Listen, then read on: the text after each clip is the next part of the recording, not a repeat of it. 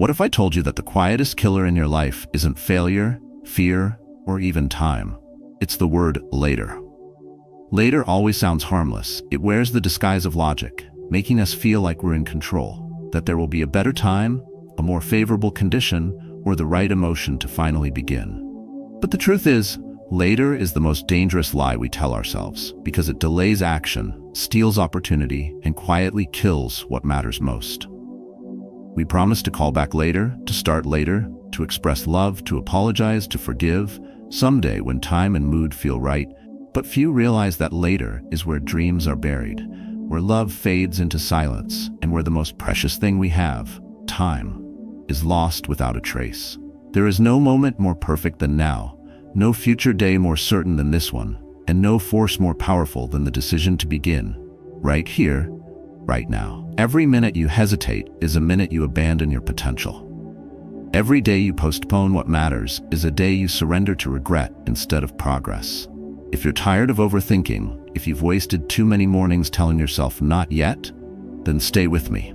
Because what follows will show you not only why you must move now, but how.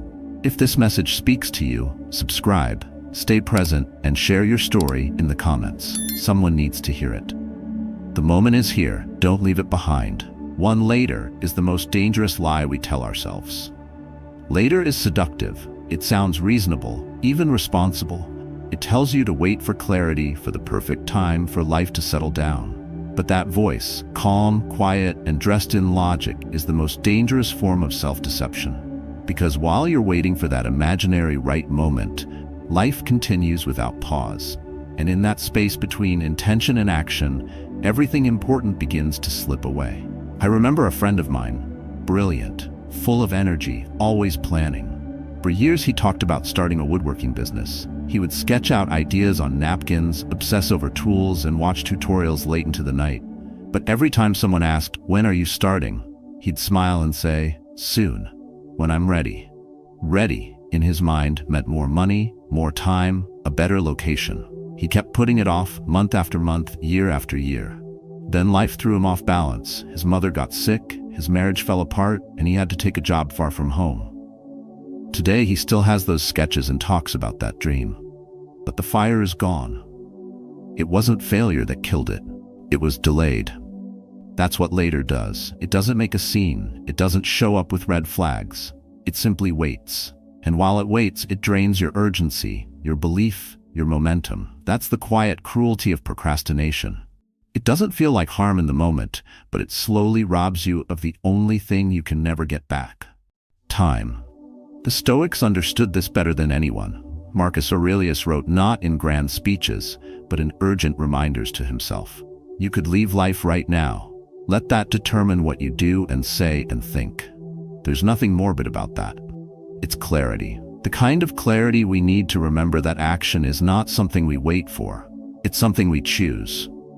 When we lie to ourselves with later, what we're really doing is avoiding the discomfort of now. It's not that we don't know what matters, it's that we don't want to face what it takes. Because action requires risk, it exposes us. It forces us to give up control over the outcome.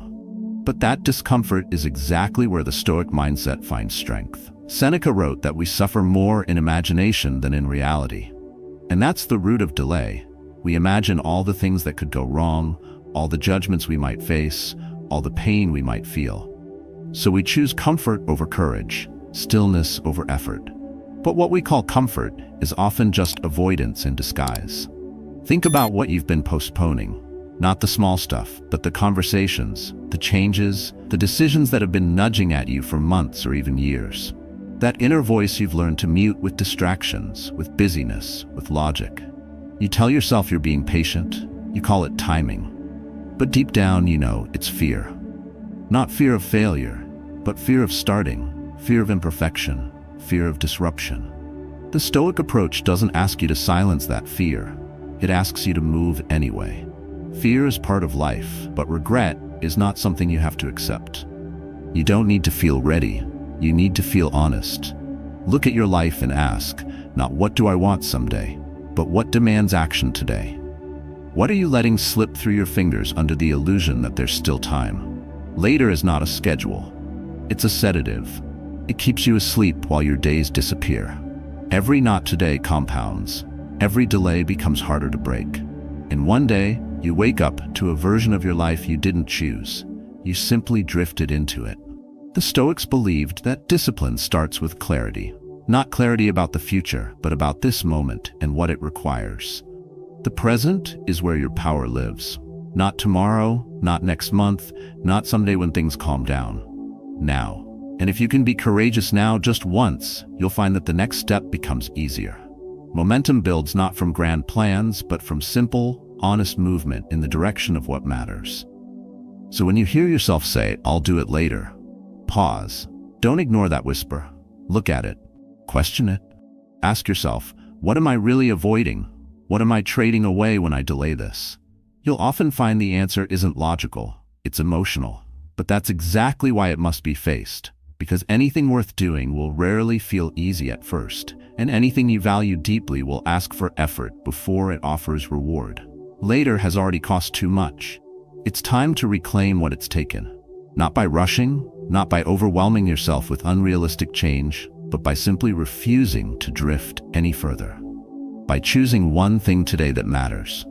Then doing it, not perfectly, but fully present. That's how you dismantle the lie. That's how you make peace with time.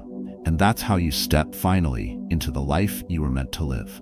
2. Your future is built by what you choose to do today. The future is not something that appears overnight. It doesn't arrive in a burst of luck or a moment of breakthrough. It is shaped quietly, patiently, and sometimes painfully by what you choose to do today.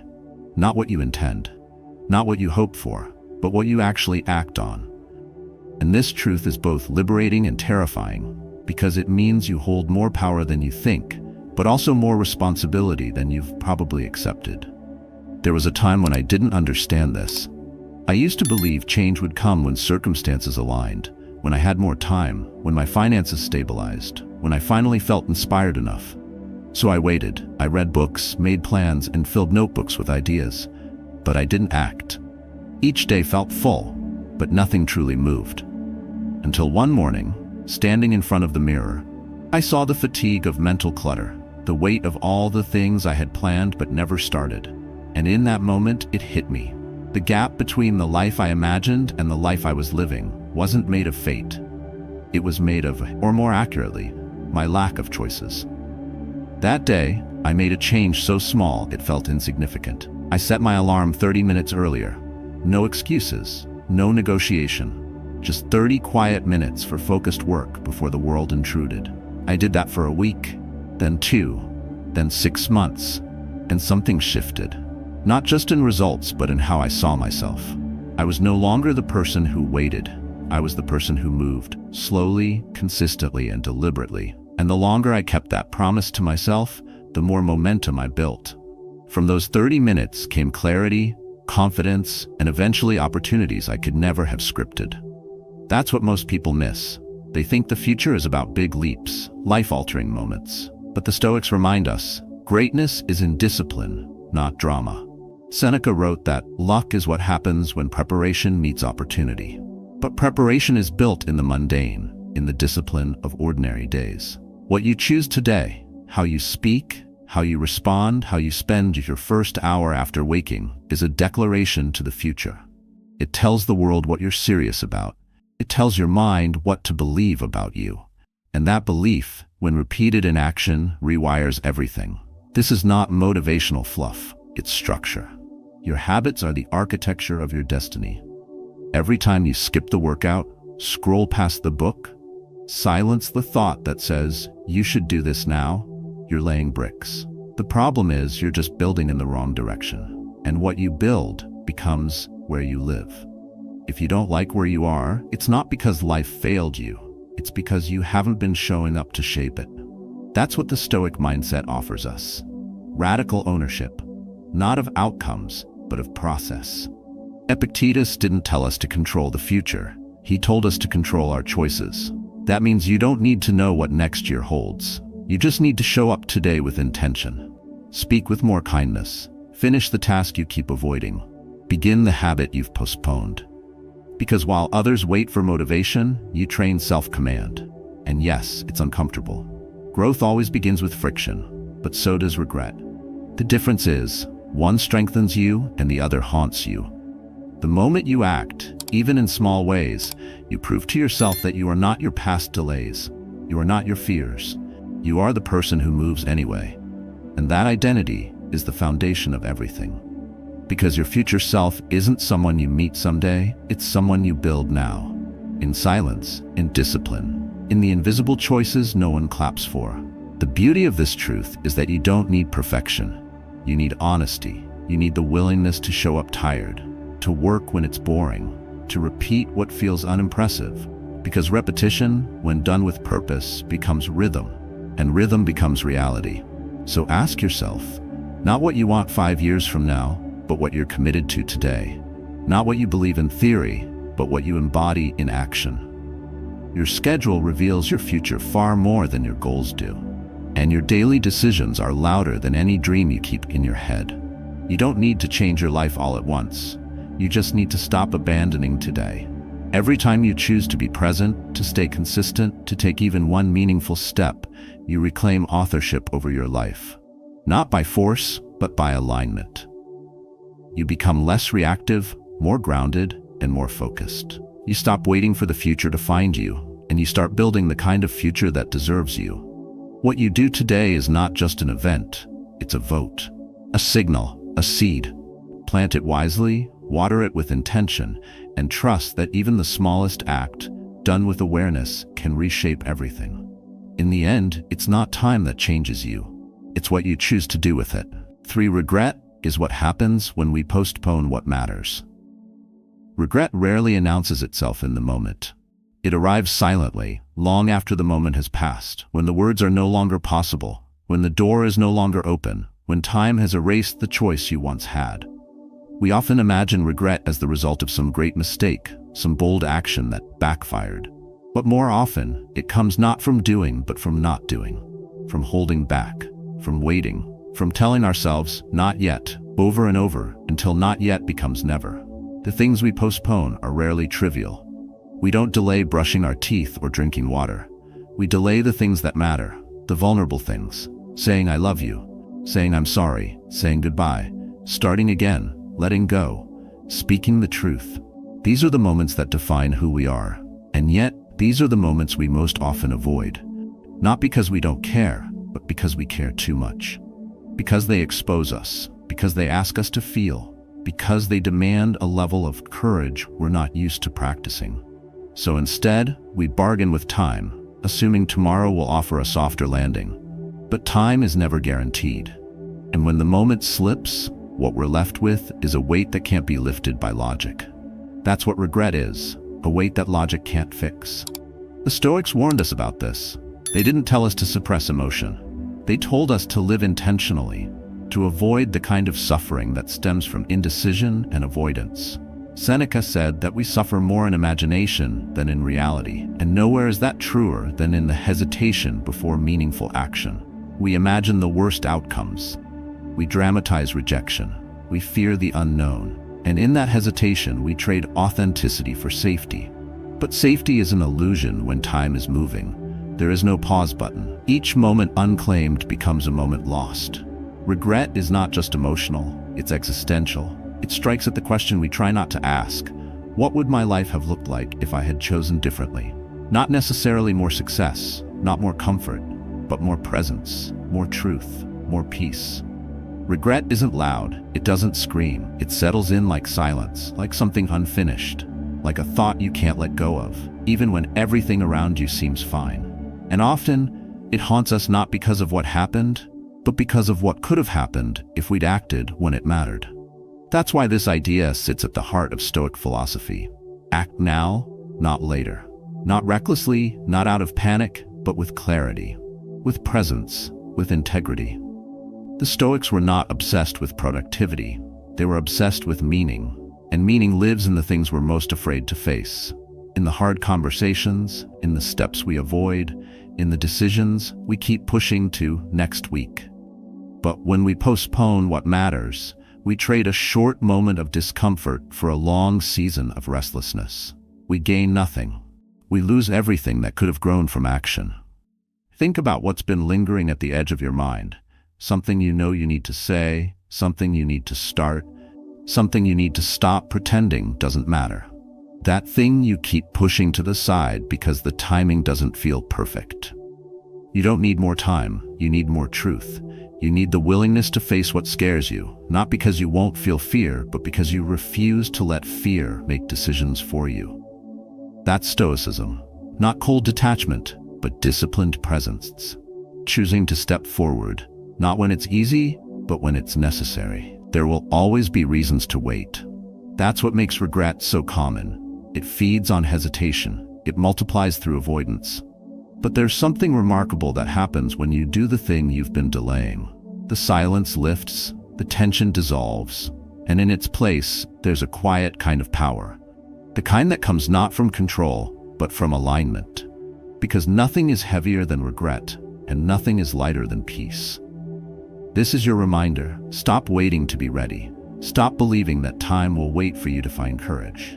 The truth is, courage doesn't come before the decision. It comes after. It grows through action, not contemplation. And the longer you postpone what matters, the more you risk never becoming the person who can hold what you desire. Life doesn't punish you for failure. It punishes you for inaction. That is the real danger. Not doing something and failing, but doing nothing and wondering for the rest of your life what would have changed if you had just acted. So if something matters, act on it. Not tomorrow, not later. Now.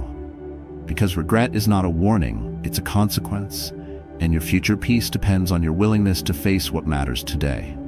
4. If it's important, don't wait. What matters most rarely screams for your attention. It doesn't appear on your calendar. It doesn't come with a deadline. It waits quietly, patiently, until you're ready to notice. But life doesn't slow down for you to make space. And if you don't prioritize what truly matters, you'll find yourself always doing what feels urgent, but never what's essential. That's the trap. And I fell right into it. It was a Saturday morning, the kind I usually reserved for catching up. Emails, errands, and unfinished tasks. My son walked into the room with his baseball glove. He didn't say a word, just held it up and smiled. I paused, looked at the screen in front of me, and told him we'd go out later, maybe in the afternoon. He nodded and walked away, and I told myself it was fine. I was being responsible. I had things to do. But an hour later, something unsettled me. I couldn't remember the last time we'd gone outside together on a weekend. Not just passed each other in the hallway, but actually been present. So I stood up, walked to his room, and said, "Let's go now." He lit up like I had given him the world. And when we stepped outside, gloves in hand, I realized how close I'd come to trading what was sacred for what was scheduled. That moment stayed with me because it reminded me of something the Stoics never stopped repeating. You don't own time. You only borrow it. And when you postpone what's important, you're assuming life will wait for you to catch up. But it won't. It never has. Life moves. Children grow. People drift. Chances disappear. And most of the time, you don't even notice it happening until it's already gone. In modern life, we're trained to chase efficiency, to measure our worth by output, to believe that the more we do, the more we are. But that belief system robs us of depth. It makes us value noise over stillness, speed over meaning, and multitasking over presence. So even when we recognize what's truly important, our relationships, our health, our purpose, we still tell ourselves, not now. We put it off like it's just another item on the list. But the things that matter most don't belong on a list. They belong at the center. And if you don't choose to center them, life will push them to the side. Stoic philosophy teaches us to live with intention, not intensity. Intensity is emotional, reactive, and short-lived. Intention is quiet, consistent, and anchored in clarity. When something is important, when it speaks to your soul, challenges your values, or tugs at your conscience, you don't need more information. You don't need more time. You need the courage to act before the moment hardens into memory. Marcus Aurelius wrote, "Do not act as if you were going to live 10,000 years. Death hangs over you. While you live, while it is in your power, be good." He wasn't glorifying urgency, he was pointing to the presence. The challenge is that we often confuse importance with comfort. We think we'll do it later because we'll be more prepared, less busy, and more emotionally ready. But preparation doesn't create presence. Action does. And the longer you wait to do the important thing, whether it's showing up for someone, changing direction, or simply being fully where you are, heavier it becomes. Delay doesn't shrink the weight of significance. It multiplies the burden of regret. So the next time something inside you whispers, "This matters," listen. Don't drown it in distraction. Don't bury it beneath excuses that sound responsible but feel empty. Life won't announce the last time you'll get to do something. You won't know it was your final chance to say the words, hold the hand, take the walk, until it's already behind you. That's the brutal elegance of time. It gives you choices, but never guarantees second chances. And yet there's power in that truth, because it means right now still belongs to you. You can shift direction. You can walk into the other room and be present. You can cancel the unnecessary and choose the essential. You don't need a perfect plan. You just need clarity. You need the willingness to act as if today matters, because it does. Every moment you claim is one less moment you'll mourn. Every time you choose what's meaningful over what's comfortable, you build a life you'll be proud to remember. So if it's important, stop waiting. Don't overthink it. Don't seek approval. Don't wait for the stars to align. Important things live in the imperfect, in the interrupted, in the spontaneous. They don't ask you to be ready. They ask you to be real. And the truth is, there will always be more emails, more errands, more things pulling at your attention, but there won't always be more time for what truly matters. And if you let it slip now, you may never get it back. You know what matters. You always have. The only question is, will you act before the moment passes, or will you watch it disappear and wonder why it never came again? 5. You don't need the perfect moment. Just the decision to begin waiting is comfortable. It gives the illusion of control. We tell ourselves that we're being thoughtful, patient, and strategic. But deep down, we know the truth. We're stalling. Not because the time isn't right, but because we're afraid. Afraid to look foolish. Afraid to be vulnerable. Afraid to start without guarantees. That's why so many people wait for the perfect moment, the clean slate, the ideal mood, the full plan. But what they don't realize is that the perfect moment is a myth. It's a moving target. And the more you chase it, the further you drift from the life you were meant to build. Real change never begins with ideal conditions. It begins with a decision, quiet, simple, internal. A moment where you finally say, enough waiting, enough thinking, enough pretending that someday will feel different from today. You move not because you feel brave, but because you're tired of staying still.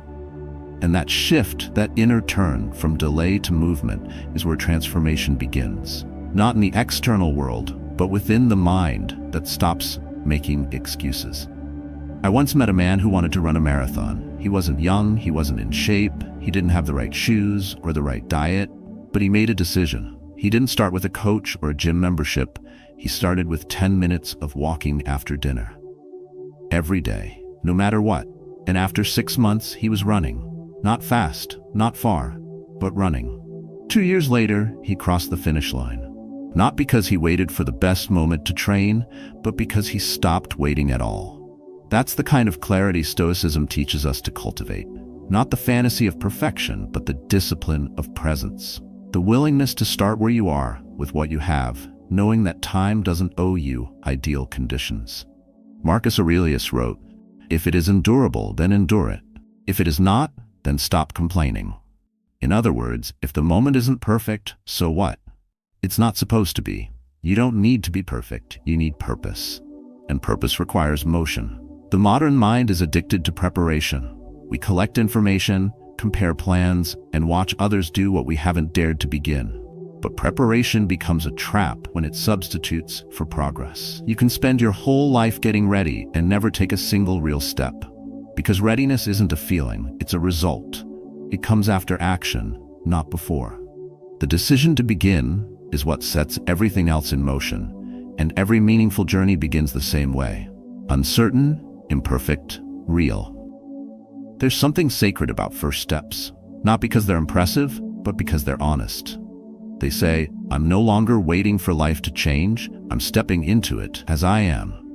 That kind of courage doesn't require confidence, it requires conviction. The Stoics remind us that how we act matters more than when. If you act with virtue, with intention, discipline, and clarity, you honor the present moment. And that's all you're ever guaranteed. When you believe you need the perfect setup to begin, you give power to your fear. You wait for the stars to align instead of learning to walk in the dark. But growth doesn't happen in comfort. It happens in friction, in resistance, in the quiet decision to choose forward, even when nothing feels certain. The moment you begin, everything shifts. Not because the world changes, but because you do. You become someone who moves, someone who shows up, someone who lives on purpose. So the question isn't whether now is perfect, it's whether now is honest. Whether you can look at your life and admit that waiting hasn't brought you closer to who you want to become. Whether you can accept that time is not a renewable resource and every delay is a small theft from your own future. Once you see that clearly, beginning stops being something to fear. It becomes something sacred, a reclamation of your time, your energy, your voice. Stop telling yourself that more planning will save you. Stop pretending that confidence will magically appear. Confidence is built by keeping promises to yourself, and that begins the moment you take the first imperfect step. So start where you are, not because everything is ready, but because you are. Ready to stop rehearsing, ready to stop watching, ready to live. If something inside you has been waiting, don't ask if the timing is right. Ask if you're willing to stop hiding behind it. Because the people who change their lives are not the ones who wait for the green light. They're the ones who moved forward in the dark, guided not by clarity, but by decision. And the longer you hesitate, the more your dreams fade into memory. You don't need the perfect moment. You just need to begin. And when you do, you'll realize the only thing that ever separated you from the life you imagined was the belief that you had to wait. 6. Presence is power. You can't control every outcome. You can't predict every storm, but you can control how present you are in this moment. And when you are truly present, fully engaged, fully awake, something shifts. You stop reacting to life as if it's happening to someone else, and you begin responding to it with clarity, strength, and quiet authority. That's where real power lives, not in being perfect, but in being here. Presence isn't about slowing down. It's about showing up. It's about choosing not to live distracted, not to divide yourself between screens and thoughts and unfinished conversations. The world rewards speed and noise, but Stoicism teaches something different. It teaches attention, the ability to be undisturbed by chaos, the power to see clearly, to choose wisely, to act with restraint. And that level of presence, when practiced consistently, becomes unshakable. Modern life tempts us to be everywhere except where we are. We chase deadlines, scroll endlessly, and think 3 steps ahead. But what we often miss is that the most effective people, the ones who truly move the needle, aren't frantic. They're focused. They don't run from moment to moment. They occupy them. Because when you're present, you listen differently. You speak with intention. You act with alignment. And that's what makes your decisions meaningful. Not that they're dramatic, but that they're deliberate. The Stoics trained for this. Marcus Aurelius, Epictetus, Seneca, they understood the battlefield isn't out there. It's inside. And the battle is against fragmentation. To be present is to gather your scattered self, to return to center, and to root your attention where your life is actually unfolding. Now, it's not a soft practice. It's not passive. It takes discipline to stay grounded when your mind wants to run, when emotions demand attention, when the world pulls at you from 1,000 directions. But the one who stays is the one who decides. And the one who decides is the one who leads. Presence clarifies.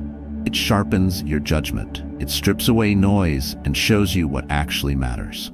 Most mistakes aren't made from lack of knowledge, but from lack of awareness. You knew better, but you weren't paying attention.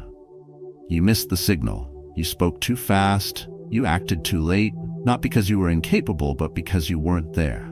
And over time, those small lapses compound into regret. But when you slow your breathing, quiet your thoughts, and fully enter the moment, you see more. You see through fear. You see past urgency, and you find stillness not in escape, but in command. That's what makes presence so powerful. It brings you back to your own authority. In person, you don't need to prove anything. You don't need to predict what happens next. You don't need to posture, persuade, or perform. You simply respond, with calm, with integrity, with self-possession. And that kind of response can't be faked. It can't be borrowed.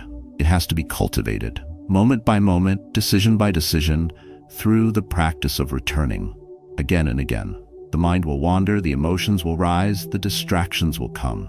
But each time you choose to come back, you strengthen a muscle that most people let waste away. And that muscle, attention, is the foundation of every other virtue.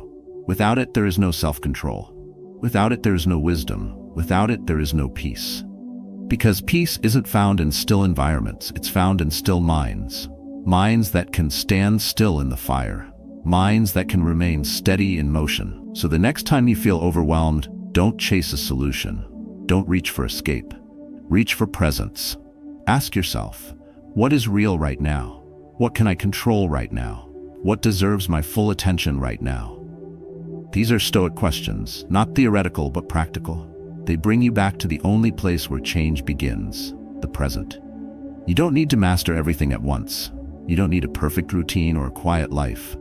You need the willingness to notice when you've drifted and to return. That's presence. It's not about staying centered all the time. It's about catching yourself quicker, losing less time to noise, and choosing not to leave yourself behind in moments that matter. And when you live that way long enough, something deeper takes root. Your words carry more weight.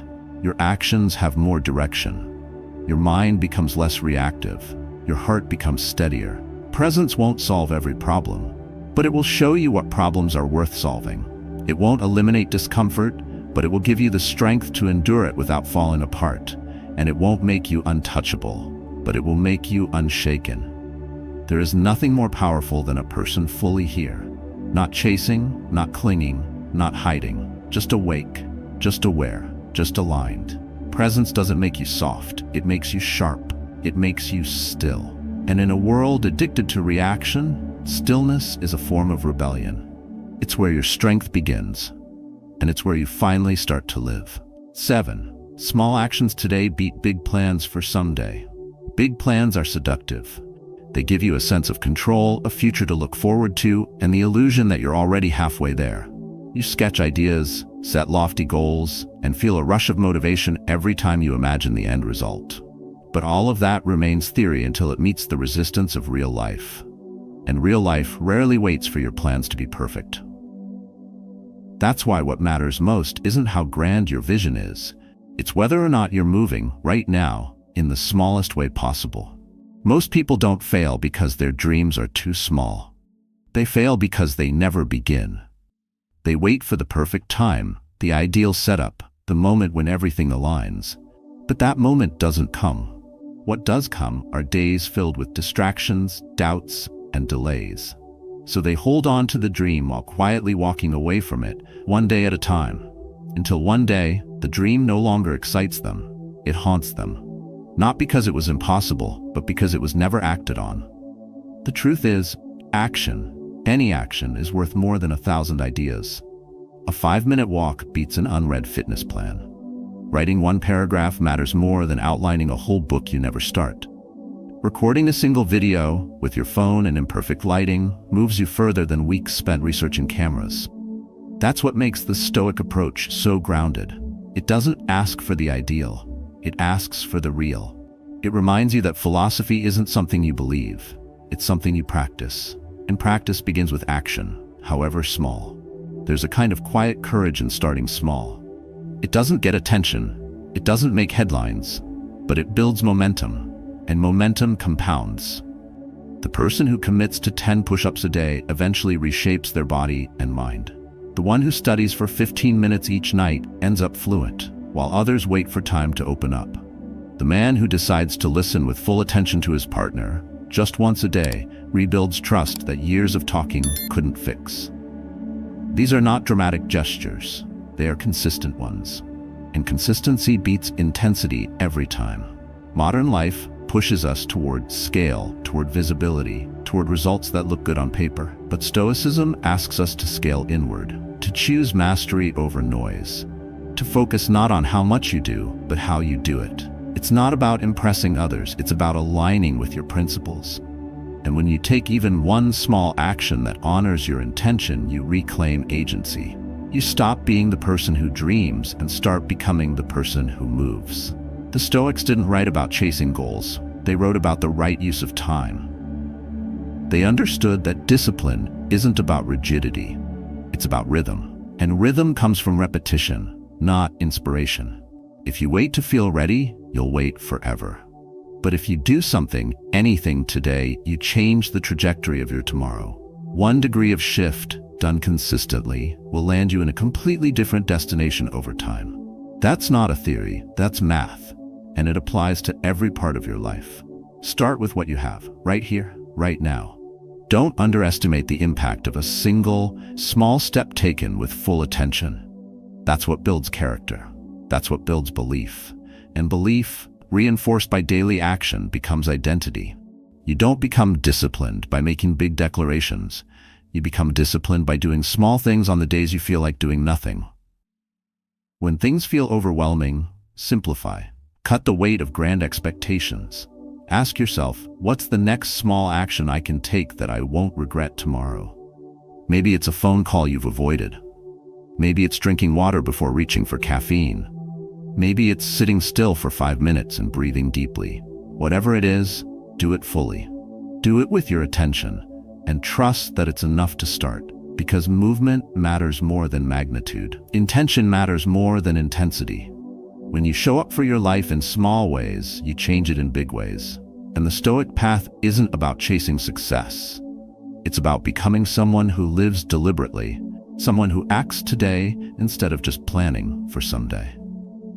So if you've been stuck in the loop of planning, preparing, and perfecting, this is your break in the pattern. Don't wait for the feeling. Don't wait for the schedule to clear. Don't wait until you figure it all out. You don't need to be certain. You just need to begin. And you don't need to begin big. Just begin. Because years from now, you won't remember how grand your plans were. You'll remember whether or not you moved, whether or not you choose to honor the moment in front of you with presence, with action, with quiet resolve. That's what builds a life. Not theory, not intentional, but small, honest acts of discipline done today. 8. You'll never live this exact moment again. No moment repeats itself. Not this breath, not this second, not this exact version of you sitting right here, thinking what you're thinking, feeling what you're feeling. Life doesn't send reminders for moments that pass. It simply moves on, quietly and irreversibly. And while it's tempting to believe that the next day, the next week, the next opportunity will feel more perfect or more clear, the reality is that every moment you postpone is a moment you cannot reclaim.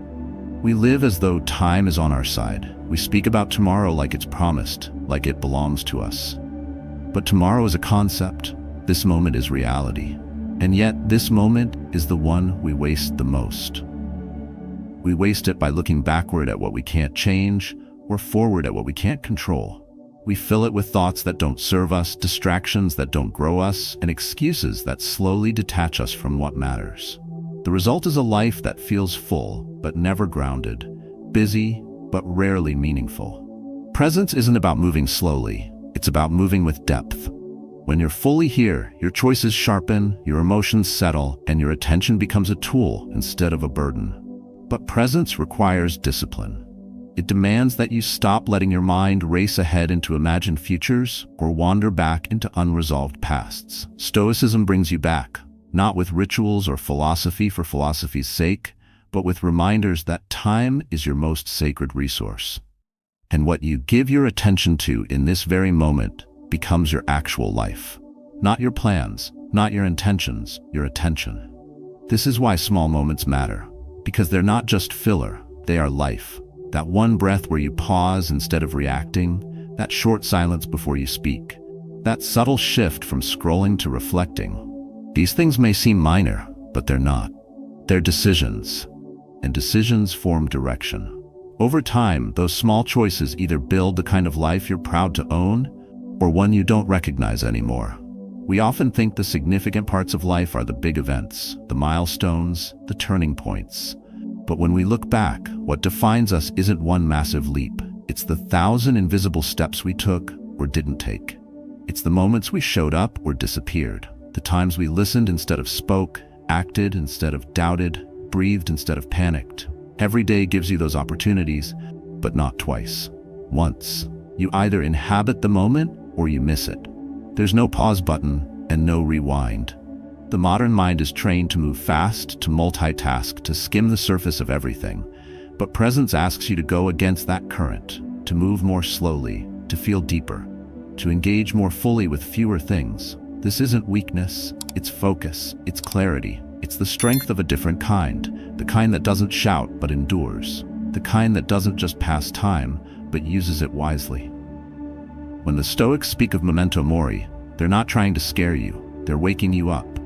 They're reminding you that awareness of death is what gives life its urgency. Not to rush, but to revere. Not to chase more, but to cherish now.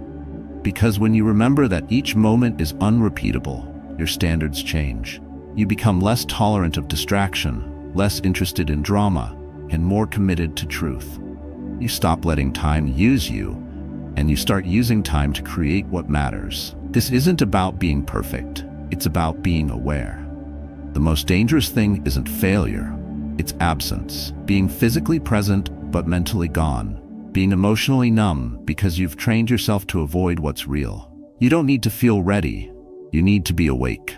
Awake to what you're choosing right now. Awaken to the fact that your reactions shape your reality. Awake to the fact that this moment, ordinary, imperfect, and unremarkable as it may seem, will never return, and that makes it sacred. So if you're waiting for some sign to slow down, to come back to yourself, to remember why you started, this is it. Not because the world demands it, but because your peace depends on it. Peace doesn't come from external control, it comes from internal presence. From the ability to meet this moment with full attention and say, I am here. I'm not drifting, I'm choosing. That single act of awareness is more powerful than any routine, more life-changing than any resolution. You'll never live this exact moment again. The person you are now, the choices you're facing, the air you're breathing, it's all passing. Not to threaten you, but to invite you, to live with depth, to choose with clarity, to stop waiting and start witnessing. You don't need more time, you need more presence. And once you understand that, you begin to live.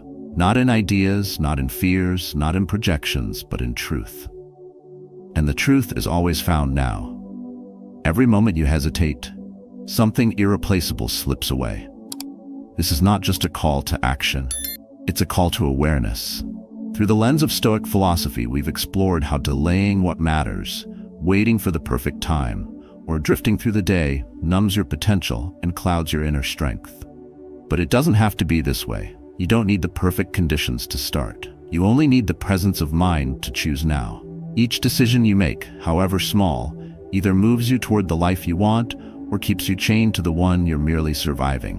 Whether it's one breath, one page, or one clear word spoken from the heart, the smallest present action holds more power than the most detailed future plan. That is the Stoic discipline. Daily clarity, daily commitment, daily action.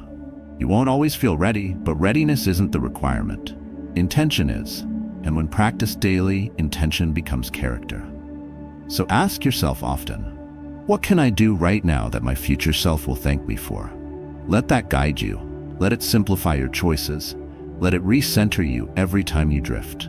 If this message resonated with you, I invite you to share your story below. What small action have you been postponing? Your words may give someone else the courage to act. And that too is a step forward, together.